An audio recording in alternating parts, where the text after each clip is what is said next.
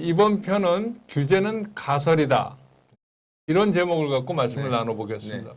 여러분 이제 책을 읽어보시면 알겠지만 우리가 여기서 드리려고 하는 건 뭐 책의 내용을 그대로 다 이렇게 네. 알려드리는 게 아니라 이 전체를 이 챕터를 이해하시는데 공부하시는데 읽으시면서 도움이 되도록 저희가 말하자면 팁을 드리는 거죠. 그렇죠. 그런 의미에서 이제 전체 어떤 아웃라인을 드리면서 틀을 드리면 여러분들이 이제 그걸 어떻게 바라보실 수 네. 있을까 그런 생각입니다. 그래서 이번 편은 규제는 가설이다. 자, 뭐 가설에 대해서 여러분들이 이제 많이 아시겠지만 규제는 가설이다라는 거를 하기 전에 우선 가설은 무엇인가요? 그 정책의 본질에 대해서 얘기한 분들이 많이 계신데요. 그 중에 이제 한 명 꼽자면 이제 랜도우라는 교수가 있어요. 미국에. 근데 이 사람이 얘기한 정책의 본질이 가설이라고 했거든요. 그러니까, 정책의 본질은 가설이다. 예, 그러니까 규제도 정책이잖아요. 그럼요. 그럼 이제 규제도 본질은 가설일 수밖에 없는 거고요.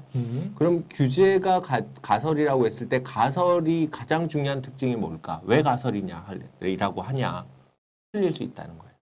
근데 그 전에 예. 정책은 가설이라고 할 때 그 교수가 왜 그런 말을 했는가요? 그 많은 사람들이 정책을 보는 입장이 두 가지가 있어요. 하나는 정책은 사회 문제를 해결하는 수단이다라고 그렇죠. 이제 보는 그게 일반적으로 하나의 어떤 네. 관점이 있고요. 또 하나는 정책은 사회의 자원을 재분배하는 효과를 지닌다라고 분명히 보는 갖고 사람이 있죠. 있어요. 네. 예. 어떤 근데 방향성을 가지니까. 근데 이 두 가지 차원 중에 어떤 차원으로 가느냐에 따라서 정책에 대한 접근 방법이 달라져요. 정책을 사회 문제 접근하는 수단이라고 보면 문제가 생기면 정책을 만들어서 대응하는 게 이제 중요한 일이 되는 거죠. 주로 정부나 국회가 하고. 근데 두 번째로 정책이 사회의 자원을 재분배한다라는 효과에 가게 되면 어떤 고민을 하냐면 조심해야 되겠네. 왜냐하면 정책을 하면 필연적으로 교수님한테 있던 자원이 저한테로 올 수도 있고 뭐 슬픈 일이지만 그럴 수 있죠. 제게 교수님한테 갈 수도 있기 때문에 이건 좋은 일이에요. 그죠? 네, 네. 그렇게 되어버리면 정부가 그런 정책을 만들 때는 조심해야 되는 거 아닐까? 그렇죠. 그러면 그 다음번의 질문은 그러면 그게 항상 맞지 않을 수 있어. 그런 정책은 조심해야 돼 라고 얘기하는 게 그게 바로 오류 가능성으로서의 틀릴 수 있다는 거에 대한 관점인 거죠. 그래서 제가 그걸 여쭌 건 뭐냐면 이제 시청자들이 이제 네. 그 관심을 가지실 테니까 이게 규제도 정책의 예, 예. 일부니까 그래서 이제 규제를 보면 이제 정책의 지금 가능성에 대해서 예, 두 예. 가지를 하셨고 그래서 가설의 한 가지 특징이 지금 말씀하신 것처럼 틀릴 가능성이 예, 있다. 예. 그래서 틀린다고 할 때 어떻게 해야 할까? 예. 틀렸는데도 불구하고 계속 밀고 가나? 아니면 수정 가능성이 있느냐? 그렇죠. 그런 게 이제 중요한 문제가 그게 되겠네요. 사실은 가장 중요하죠. 근데 사실은 이런 생각을 좀 하셔야 돼요. 틀릴 가능성이 없는 주장은 사실은 주장이 아니에요. 그런 걸 그건 그냥 진리야. 진리라기보다 저는 이렇게 표현합니다. 개똥철학이다. 그래서 왜냐하면 모든 우리가 얘기하는 법칙조차도 사실은 틀릴 가능성을 전제로 얘기를 하는 거 아니냐. 네. 이런 이제 말씀을 좀 드리고 싶습니다. 제가 좀 종교 관계가 있어서 그런 말씀을 드렸습니다. 네. 말씀하시죠. 그래서 하나 얘기만 들면 뉴턴의 만류인력의 법칙. 반드시 맞다고 우리 생각하잖아요. 그렇죠. 근데 사실은 무중력에서는 작동하지 않아요. 그러면 가설이 필요한 거지. 그렇죠. 전제가 달라지면 법칙이라고 하는 만류인력의 법칙조차도 안 맞을 수 있어. 저는 사실 사회과학자잖아요. 경제학을 하면서 저는 자연과학에서 말하는 법칙이라는 건 어떤 조건 하에서만 가능하다라는 걸 배웠을 때 저는 엄청 충격을 받았어요. 지금 바로 이런 거거든요. 그러니까 만유인력의 법칙은 이러이러한 상태에서만 되는 거예요. S 이퀄 2분의 1 GT 자선. 그렇죠. 물리에서 생각나는 건 전 그거밖에 F 그렇죠. 이퀄 MA 그런데 그렇죠. 이게 사실은 인류를 여기까지 오게 한 거예요. 그렇죠. 맞아요. 그러니까 만유인력의 법칙이 지금 말씀대로처럼 무중력에서는 그게 작동하지 않거든요. 뭐 둥둥 뜨든가. 예를 들면 왜 우주선에서 왜 우주인들이 둥둥 떠다니잖아요. 예, 예. 그러니까 사실은 말씀처럼 이런 수정 가능할 수 있는 거 아니면 그게 중요하죠. 예. 전제 조건이 달라지면 달라지는 거. 예, 예, 예. 그게 이제 이론이 발전하는데 굉장히 중요한 요소니까 네. 그건 사실 우리 사회가 특히 규제에서도 동일한 게 적용한다. 그 말씀하시고 그 말씀인 거죠. 예. 그래서 사실 포퍼라는 칼 이분도 포퍼. 되게 유명한 사람이죠. 그렇죠. 예. 뭐 이 사람이 뭐라고 얘기했냐면 반증 가능하다. 틀릴 수 있다라는 것을 인정해야지 너는 사이비가 아니다라는 것을 받아들인다는 거예요. 그러니까 제가 아까 말씀을 예. 드리면 반드시 맞다. 그거는 저는 이제 종교를 갖고 있어서 진리라는 예, 거죠. 근데 예. 우리가 여기서 과학을 하는 사람이 뭐냐면 우리가 보는 그 모든 것은 항상 예. 틀릴 수 있다. 예. 수정이 가능하다. 예. 예. 예. 그거를 전제하지 않으면 자기만이 옳다고 하는 진짜 그 스터번한 사람, 그러니까 예. 고집이 세거나 아니면 사이비라는 게 일반적으로 얘기가 되죠. 그렇죠. 그러면 규제 가설이죠.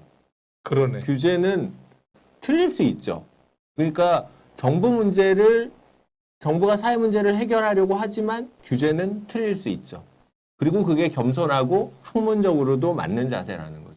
그러니까 정부가 사회 문제를 해결할 때 그 규제가 예. 우리가 앞에 민식이법이나 전원법에서 본 예. 것처럼 생각하지 못한 엉뚱한 문제를 나타날 수도 있으니까 예, 예. 그 만들 때 우리가 굉장히 조심해야 된다는 얘기겠죠. 그럼에도 불구하고 틀릴 수 있다는 거죠. 그렇죠. 그렇게 따지고 노력해도. 따져도. 예, 예. 따지고 따져도. 그래서 사실은 계속 규제 개선이 필요하다는 논리도 거기서 나오는 그렇죠. 거죠. 그리고 어떤 경우에는 이 규제 정말 잘 만들었어 라고 하는 규제가 있어요. 그렇지만 역시 시간이 지나고 사람이 바뀌면 그런 규제는 불편하게 되는 경우가 많죠. 네. 뭐 우리가 직접 겪는 대학의 예를 한번 해보죠. 예, 예, 예. 우리 여러 가지 규제가 가설임에도 불구하고 고집스럽게 지키고 있는 여러 가지의 생각을 한번 해볼 수 있는데요. 대학의 전임 교수 충원율이라는 평가 지표 규제가 있죠. 근데 그게 그거 하여간 교무처 무슨 총장님들이 많이 고민하는 네. 거예요. 특히 사립대학들. 모든 대학에 적용이 되는 건데요. 전임 교수 충원율은요. 높이면 가점을 받아요. 전임 교수 충원을 많이 하면 많이 할수록 가점을 받아요. 그런데 이게 떨어지면 감점이 돼요. 이 규제죠. 되게 재밌죠. 그러면 왜 그랬을까? 전임 교수를 많이 뽑으라는 거죠. 근데 제가 질문할게요. 그럼 어떻게 될까요? 여러분 그러면 어떤 문제가 생길까? 네. 그럼 교수 충원율이 전임 교수가 계속 많아질까요?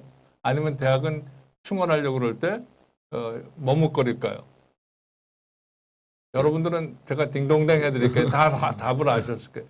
충원은 오히려 미니멈만 하려고 하죠. 그렇죠. 예, 예. 왜 그러냐면 충원이 계속 돼야 점수가 가점이 받아지잖아요. 근데 한꺼번에 많이 해버리면 네. 그다음부터는 떨어질 수밖에 없거든요. 네, 충원율을 올려놓으면 부담스럽게 올려놓으면 떨어지면 페널티를 받기 때문에 올려야 될 요인이 생기지 않는 거죠. 네. 그러니까 이런 것들은 사실 점수를 줄 게 아니라 어느 정도만 되면 네. X, OX, 그래 했으면 됐어. 그러니까 네. 그건 그냥 점수를 주는 게 아니라 됐다 네. 안 됐다. 우리가 이제 투입 요소라고 투입 요소 규제라고 예, 예. 하죠. 그렇게 해야 되는데 가점 감점으로 하니까 오히려 뭘 역효과를 내서 오히려 교수 충원율이 안 돼. 안 돼. 그리고 높아지지가 않아. 예. 그러니까 어떻게 보면 가설이 틀린 거죠. 당초에 생각했던 교수 충원율 지표를 잡아놓으면 대학이 교수를 많이 뽑을 거야라는 이 가설이 맞지 않는 거죠. 현실에서. 이거 비슷한 거 또 하나 있어요. 예. 제가 올해 했던 거. 대학마트를 두 번째 주, 네 번째 예, 주 안 열면 예. 재래시장이 훨씬 활성화될 거라고 생각했는데 예. 결론이 어땠을까요? 저는 제가 그 NGO를 직접 컨슈머워치라는 예. 걸 해봤는데 심지어 이 대학마트 규제를 하자고 했던 소상공인연합회 무슨 자리를 하셨던 분이 먼저 와서 반대를 하더라고요. 그쵸. 왜? 대형마트 예를 들어서 뭐 커다란 뭐 이땡땡 뭐 롯데 땡땡 뭐 이런 뭐 요새는 그렇게 다 부르면 네. 안 되더라고요. 롯데마트, 홈플러스 이런 데 있던 내가 이렇게 2주, 4주에 이렇게 스톱하니까 예. 재래시장이 활성화되는 게 아니라 그 옆에 있는 상권이 다 함께 죽는다는 예, 예. 거예요. 예. 그러니까 말씀이 뭐냐면 이렇게 되면 이렇게 될 거라고 했더니 그러긴커녕 아이려 다 죽고 네. 온라인 구매만 늘어나잖아요. 그렇죠. 예. 그러니까 대형마트가 어려워지면서 누가 어려워지면 재래시장도 활성화 안 되고 대형마트에 같이 납품했던 공생하면서 공장에 안 예. 되는 거고 납품했던 회사들이 토 일요일을 그러니까 일요일을 두 번 하면 엄청난 손해가 온다는 거예요. 그런 문제도 있죠. 그러니까 그 공급망에 또 예. 불균형이 생기고 그러니까 이게 정부나 국가에서 이렇게 하면 이럴 것이다에 안 된 이유가 아까도 이 앞에서도 얘기했지만 부동산 규제 대표적인 거죠.